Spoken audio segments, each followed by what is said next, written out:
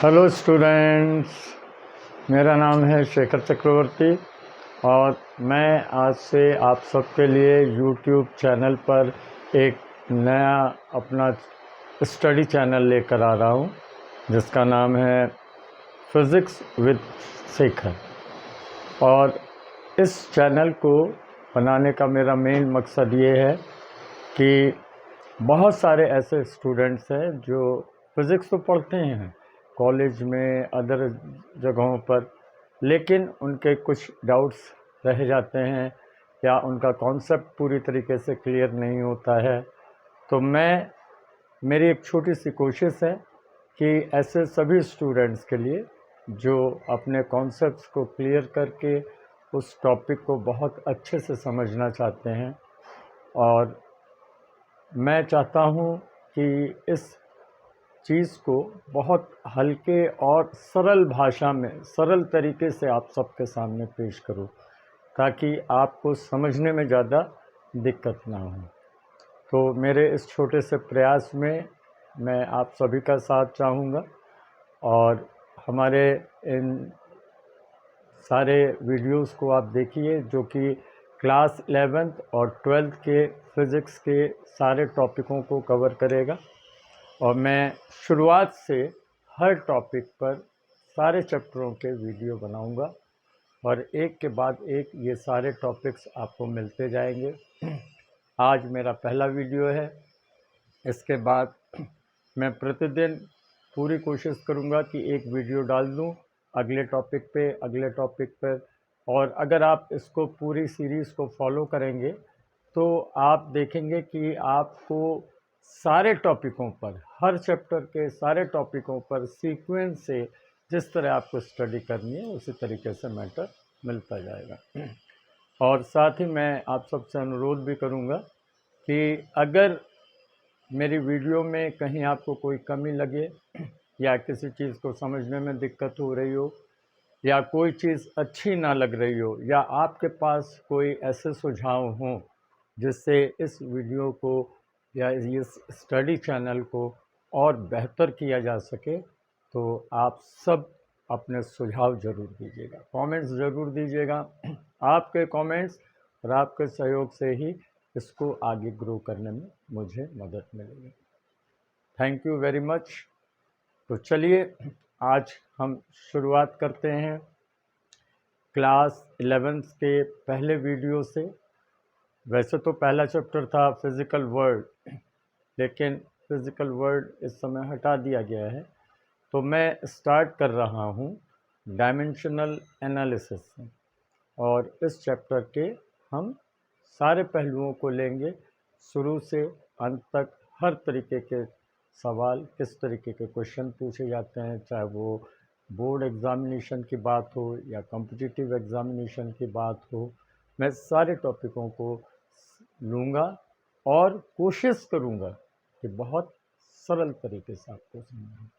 तो चलिए बिना टाइम वेस्ट किए करते हैं शुरुआत। तो आज का टॉपिक है हमारा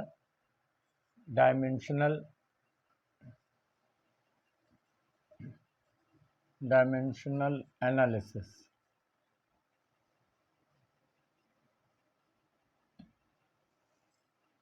सबसे पहले हम देखें कि डायमेंशनल एनालिसिस है क्या।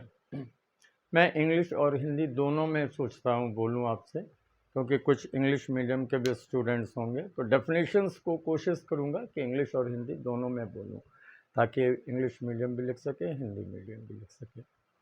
डायमेंशनल एनालिसिस, हिंदी में इसे कहते हैं विमीय विश्लेषण। First of all we have to see, or we have to understand what is the dimension, and then the analysis means everyone understanding. Analysis मतलब विश्लेषण, to study in detail. लेकिन डायमेंशन है क्या और इसकी ज़रूरत क्यों पड़ी? हुआ क्या बिल्कुल शुरुआत में आपको जब नई नई चीज़ों को देखा जा रहा था, रिसर्च की जा रही थी, खोजा जा रहा था, तो आप जानते हो कि फिज़िक्स में कितने फंडामेंटल क्वांटिटीज़ हैं? 7। और ये फंडामेंटल क्वांटिटीज़ आपको शायद मालूम होगी अगर नहीं मालूम तो मैं एक बार जल्दी से बता देता हूँ, यहाँ पे लिख लेता हूँ ताकि आप नोट भी करते चलें। एक है mass, number 2 that is the length, number 3 time, number 4 temperature,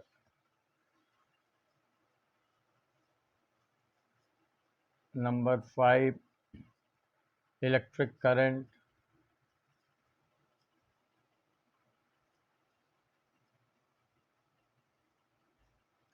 number 6 intensity of light,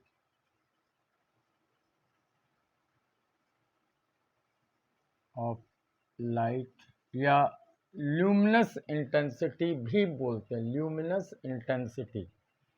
और नंबर 7 क्वांटिटी ऑफ सब्सटेंस,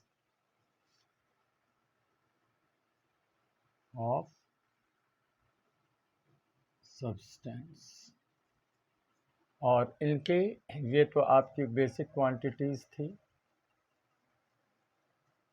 अभी मैं बताऊंगा भी ये क्वांटिटी क्या होती है, इसको भी डिफाइन करूंगा। और इनकी यूनिट्स आप जानते हो, मास की मीटर, लेंथ की मास की केजी, लेंथ के लिए हम मीटर लिखते हैं, टाइम के लिए सेकंड, टेम्परेचर के लिए केल्विन, इलेक्ट्रिक करंट के लिए एम्पियर, इंटेंसिटी ऑफ लाइट के लिए कैंडेला, और इसके लिए मूल। ये क्वांटिटीज़ थी। अब सबसे पहले हम तो ये समझ लें कि क्वांटिटी क्या होती है। तो क्वांटिटी क्या है? क्वांटिटी फिज़िक्स में इसलिए ज़रूरत पड़ी कि हम किसी रिलेशंस को बताएंगे, किसी चीज़ को डिफ़ाइन करना चाहेंगे, किसी फॉर्मूले को लिखना चाहेंगे, तो इसमें हम जो चीज़ समझ रहे हैं प्रैक्टिकली उसको, या जो रिलेशनशिप नेचर में देख रहे हैं उसको लिखेंगे कैसे? तो हमें कुछ जिस पर ये वर्क कर रहे हैं उनको रिप्रेजेंट करने के लिए हमें कुछ चाहिए, कुछ सिंबल चाहिए, कुछ नाम चाहिए। तो इसलिए क्वांटिटीज़ बनाई गई रिलेट करने के लिए। क्वांटिटीज़ क्या होती हैं पहले ये समझ लीजिए। हम यहाँ पे इसकी डेफिनेशन लिख देते हैं।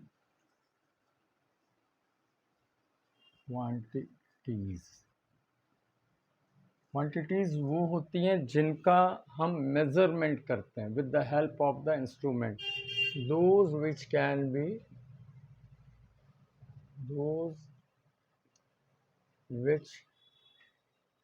can be measured by any instrument। माने ऐसी चीज़ जिसका आप मेजरमेंट कर सको इंस्ट्रूमेंट से, वो क्वांटिटी। बिना क्वांटिटी के हम किसी को डिफाइन नहीं कर सकते, कोई रिलेशनशिप नहीं बता सकते। नेचर ने सारी साइंस, सारी फिजिक्स नेचुरल है।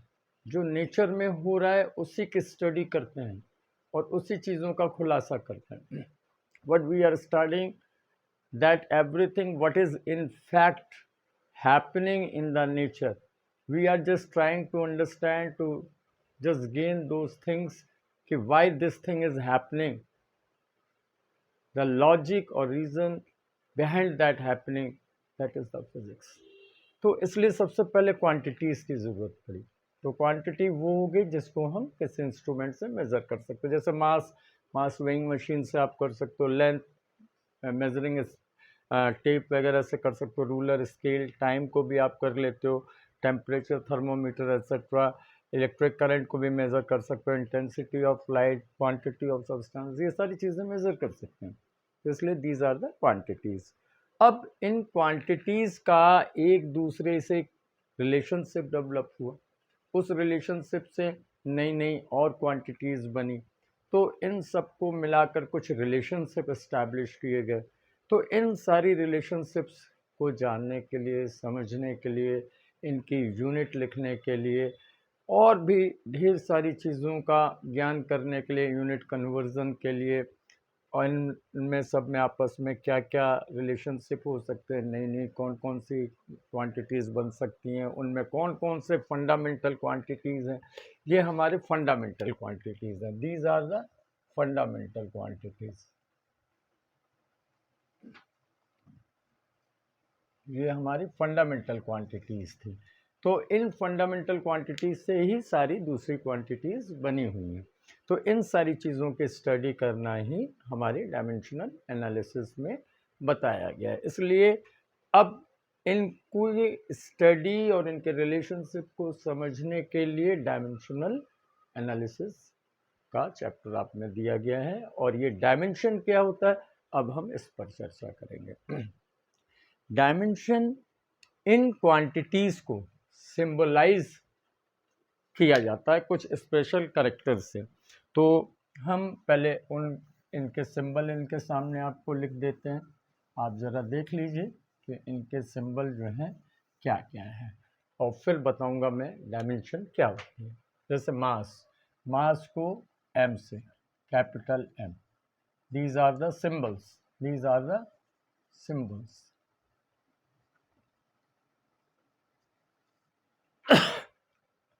लेंथ को कैपिटल एल, और ब्रैकेट आपको लगाना है, बिना ब्रैकेट के डायमेंशन नहीं होगी, डायमेंशन में लगाना है। भले मीटर में एम है लेकिन डायमेंशन इसकी एल है।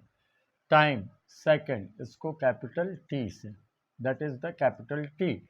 टेम्परेचर केल्विन, इसको के से ही लिखते हैं, और कहीं कहीं थीटा से भी, कुछ बुक्स में I have seen that it is written with the theta, but especially you just write with the k is everywhere. Then electric current, that is E, symbol is E, ये unit है, unit ampere, but symbol is A, dimensional से। And C D, that will be C D only, and like that the mole, that is the mole, and all will be within the bracket. ये आपके dimensional symbols हो गए। And now अब आते हैं, जब तक आपको सिंबल नहीं पता होंगे कि किसके क्या सिंबल हैं, ये फंडामेंटल क्वांटिटीज और इन क्वांटिटीज के ये सिंबल। अब इन सिंबलों पर, इनको किसी क्वांटिटी को जो फंडामेंटल है वो तो है ही, इन फंडामेंटल क्वांटिटीज से मिलकर बहुत सारी हजारों क्वांटिटीज बनी, उनको हम ड्राइव्ड क्वांटिटीज कहते हैं। और ड्राइव्ड क्वांटिटीज क्या हो गई, जैसे यहाँ पे मैं आपको मेंशन कर दे रहा हूँ, ड्राइव्ड क्वांटिटीज। अब ये ड्राइव्ड क्वांटिटीज क्या हैं? ड्राइव्ड क्वांटिटीज वो हैं, दोज क्वांटिटीज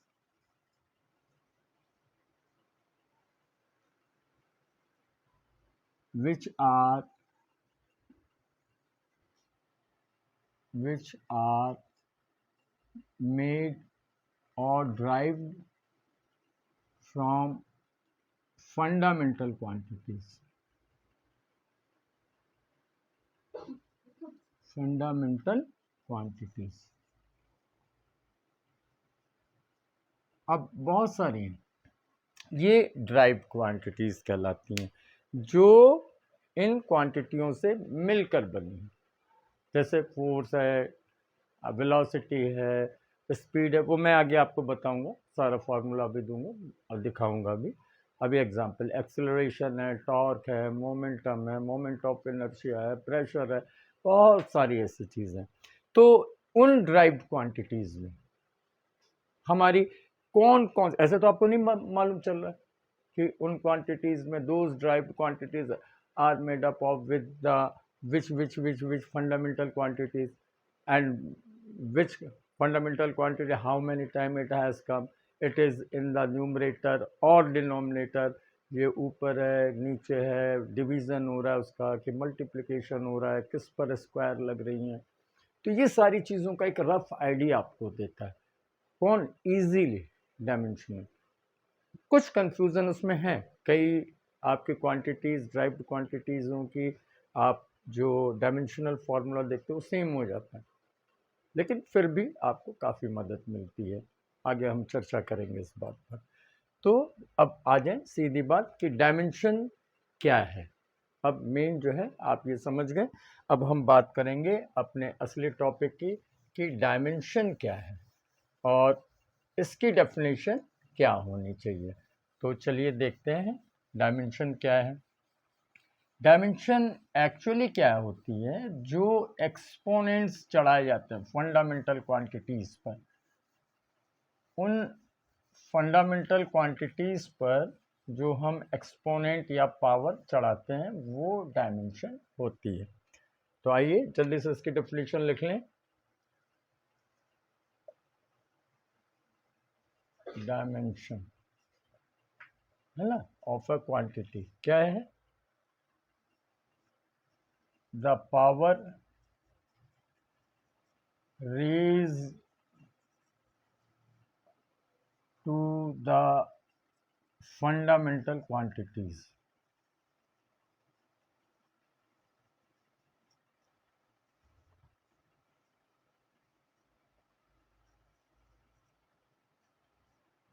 एकदम शॉर्ट में, the power raise to the fundamental quantities, किसी भी डिराइव्ड क्वांटिटी को जब आप एक्सप्रेस करना चाहते हो तो for the their representation or for their expression you are raising some power और exponents। पावर को एक्सपोनेंट, कुछ बुकों में एक्सपोनेंट्स भी लिखा है। द एक्सपोनेंट्स और power raise to the fundamental quantities, यानी यहाँ पर जो मेन बात हो गई वो पावर हो गई या एक्सपोनेंट्स। ये जो चीज़ है जो हम फंडामेंटल क्वांटिटीज के ऊपर चढ़ाते हैं, दैट इज द डायमेंशन। लोग ये समझते हैं कि जो वो M L K लिखा हुआ that is the dimension, that is not the dimension. The exponent raise on that.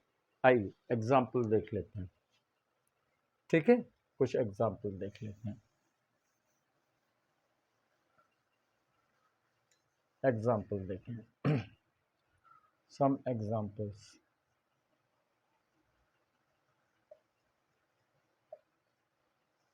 जैसे मैंने कहा स्पीड, मैंने कहा वेलोसिटी, मैंने कहा acceleration, I said force, work। आइए लेट अस सी स्पीड। स्पीड को अगर आप लिखो फॉर्मूला क्या, डायमेंशन दो चीज़ों पर लिखे जाते हैं। Either you write on the basis of the formula और you write on the basis of the unit. अगर आपको यूनिट नहीं मालूम तो फॉर्मूले से लिखिए, क्योंकि फॉर्मूला मालूम होगा तभी आप यूनिट भी लिख पाओगे, है ना। तो बेटर है कि you write with the formula. Speed is equals to क्या होती, that is the distance upon time. ये आपने लिखा। अब डिस्टेंस किससे मेजर करते हैं, दैट इज द लेंथ, और लेंथ का symbol I set that is the L, तो ये एल हो गया। Upon time that I set the T, तो डायमेंशन इसकी कितनी हो गई, that is L T minus one. ये इसकी डायमेंशन, टी अपवर्ड गया -1। अब इसकी आप यूनिट लिखना चाहो तो easily you can write the unit also.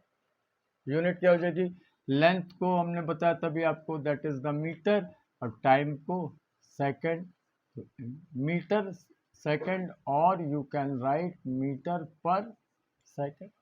तो इस डायमेंशनल फॉर्मूले से एक तो ये चीज़ क्लियर हो गई कि स्पीड में हमारी दो क्वांटिटी, फिजिकल क्वांटिटीज यूज हुई।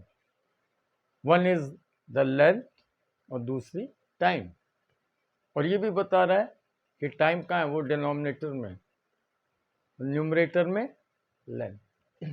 साथ ही साथ आपने इसकी यूनिट भी पता कर ली, इसके फायदे हुए। Velocity, velocity displacement upon time. तो displacement that is also the kind of the length, कितना डिस्प्लेस हुआ, it is the length, time that is the T. तो यहाँ पर ये चीज़ फिर वही डायमेंशन आ गई LT-1, सेम यूनिट इसकी भी वही होगी, that is the metre per second. अभी अभी मैंने आपसे बोला कि कुछ क्वांटिटीज़, ड्राइव्ड क्वांटिटीज़ ऐसी हैं जो सेम डायमेंशन रखते हैं। ये इसका आप ड्रॉबैक भी कह लो, दिस इज़ द ड्रॉबैक भी आप कह सकते हो कि कुछ ऐसी क्वांटिटीज़ जिनके अभी और भी हैं, अभी बहुत सारे हैं, दिखाऊंगा आपको, कि जहाँ पर दोनों सेम मैच करते हैं तो आपको कन्फ्यूज़न हो सकता है। वहाँ से आप ये क्लियर नहीं पता कर सकते कि ये स्पीड है कि ये वेलोसिटी है। अब ये तो मालूम है सबको, velocity is a vector quantity, speed is a scalar quantity, है ना। ऐसे वर्क में होता है, और भी चीज़ों में तो चलते हैं, एनर्जी जैसे energy, work, heat, potential energy, kinetic energy, heat, work, इन सब की डायमेंशन एक ही आएगी। तो वहाँ कन्फ्यूज़न होगा आपको कि ये वर्क की है कि एनर्जी की है कि क्या है, वो थोड़ी सी एक प्रॉब्लम है। तो एक्सेलरेशन, एक्सेलरेशन ए से डिनोट किया जाता है, फॉर्मूला है कि rate of change of velocity, rate of change of velocity यानी delta V upon delta T. Velocity V, V की डायमेंशन हमने पहले ही निकाल ली है, तो we can put that directly. Delta से कोई मतलब नहीं है, डेल्टा का मतलब होता है सिर्फ चेंज। अब भाई चेंज तभी होता है जब सेम क्वांटिटी को आप सेम क्वांटिटी से आइदर सब्ट्रैक्ट कर रहे हो, तभी चेंज है। तो दोनों को अगर हम सब्ट्रैक्ट भी करेंगे, यूनिट तो हमारी वही आएगी ना। आपने कहा कि अभी 20 मीटर पर सेकंड की स्पीड है, and after the t second it becomes 25 meter per second, but both the cases the unit is the same. So when you are subtracting 25 minus 20, तो वो आ रहा है 5 मीटर पर सेकेंड, यूनिट तो same है, और dimension हम unit पे ही लिखते हैं या तो फॉर्मूले पे लिखते हैं। तो the unit will be same, तो the same dimension you will write. Delta does not make any difference or change over there. So it will be LT minus 1, इसकी डायमेंशन ये लिखी हमने, अपॉन T की डायमेंशन T, तो finally it becomes LT minus 2, ये T ऊपर गया तो ये LT minus 2, that is the metre per second square. इसी तरह फोर्स देख लें, force is equals to mass into acceleration, mass into acceleration. तो मास की डायमेंशन आपने लिखी m, और एक्सीलरेशन की अभी आपने लिख ली है, that you have written just now, LT minus 2 from here, so it becomes MLT minus 2, is it okay? ये हो गई। अब इसकी फंडामेंटल अगर आपको यूनिट देखें तो फंडामेंटल यूनिट हो गई kg, then metre, then second per second square, और सेकेंड माइनस 2, और इन शॉर्ट इन ब्रीफ इसे आप कहते हो न्यूटन बोलते हो। बट ये न्यूटन फंडामेंटल नहीं है। अगर फंडामेंटल देखना चाहो कि 1 newton is equals to, fundamental कितनी होगी, तो 1 newton equals to 1 kg metre per second square. Like the work, work equals to force into displacement d, force की अभी आपने डायमेंशन ली है फ्रॉम हियर, तो इट बिकम्स MLT minus 2, और d displacement that is the L, तो ये value आपकी हो गई, दैट इज ML2T minus 2,